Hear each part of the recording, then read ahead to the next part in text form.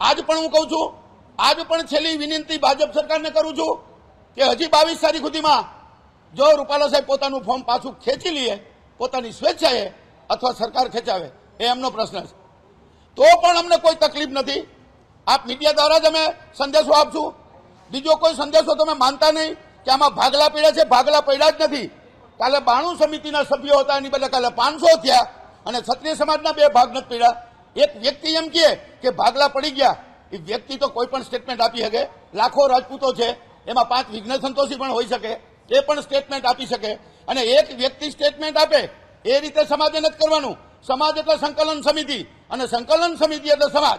હું તો અહીંયા સુધી કહી શકું કે અત્યારે કૃષ્ણ ભગવાન આવે ને તો એને આ સમાજ વિનંતી કરે કે જે દ્રૌપદીની હાલત થઈ હતી મહાભારતમાં, એવી ટિપ્પણી આને કરી છે, તો હે ભગવાન કૃષ્ણ આને સદબુદ્ધિ આપો અને આને સમજાવો મહાભારતના યુદ્ધમાં જે